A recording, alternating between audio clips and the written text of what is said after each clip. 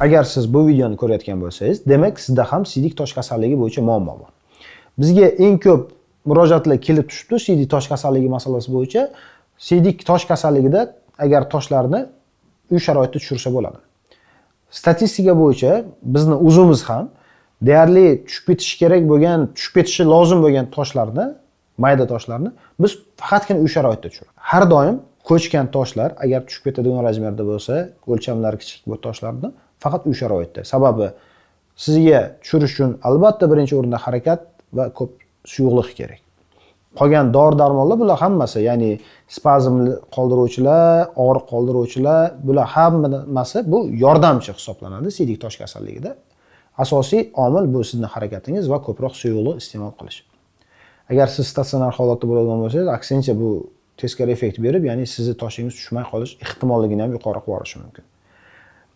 Bizga ko'p savollar berishadi, ya'ni chetda yurganlar, mana shunaqa bizda tosh ko'chib qoldi, ilgaridan toshimiz bor edi. Qanday tushirsak bo'ladi? Biz savol beramiz. Bu haqiqatda toshingiz ko'chganiga aminmisiz desak, o'ylanib qolishadi. Biz doim sizlarga harakat qilamiz yordam berish uchun. Biz sizlarga bu videolarni chiqarishdan maqsadimiz ham aslida shu, lekin tanganing ikkinchi tomoni ham bor. Ko'pchilik shu tanganing ikkinchi tomonini unutib qo'yadi. Agarda qorin bo'shlig'ida bo'ladigan xavfli kasalliklar bor, ya'ni xirurgik kasalliklar, appenditsit, o'tkir xoletsistit, ya'ni o't qopida o'tkir yallig'lanishi o't qopini, o'tkir pankreatit, ya'ni oshqozon osti bezining o'tkir yallig'lanishi. Bu kasalliklar xavfli kasalliklar hisoblanadi. Odatda biz tosh kasalliklariga dori-darmonlarni yozib berganimizdan keyin 10 kundan keyin ko'ramiz. Tushmasa keyin toshingizni olib beramiz, toshingizni operatsiya qilamiz deb turib biz ularga tavsiya beramiz. Agar appenditsitda siz 10 kun kutadigan bo'lsangiz, 10 kun kelmasligingiz ham mumkin, 10 kundan keyin o'sha biz oldimizga.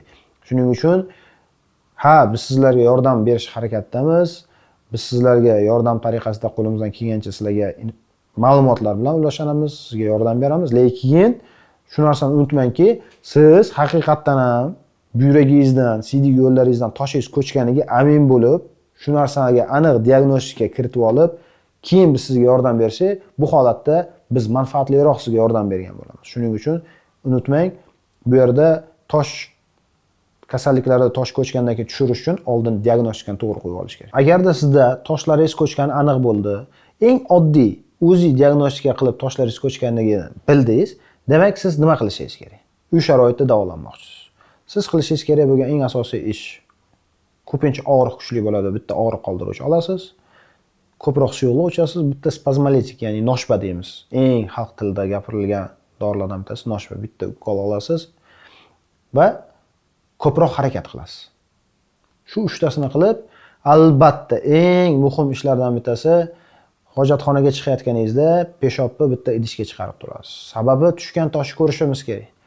Agarda sizda tosh ko'chgani aniqlandi, lekin siz toshni tushmadi, peshob doim idishga chiqdingiz, lekin sizda og'riq tugab qoldi, og'riq yo'qolib qoldi, umuman sizni og'riq bezovta qilmay qoldi, lekin toshingiz tushganini ko'rmadingizmi? Demak, bu buyragingiz bloklanganidan belgi. Agarda siz shu holatda qoldiradigan bo'lsangiz, ertaga buyragingiz qurib qoladi. Shu holat buyrak qurib qolishgacha olib kelmasligi uchun albatta idishga chiqib turishingiz va toshingizni o'zingiz qo'lingiz bilan ko'rishingiz kerak. Agarda sizga yanada ko'proq ma'lumotlar kerak bo'lsa, bizga murojaat qiling, bizga izohlarda fikrlaringizni yozib qoldiring, biz sizga yordam beramiz.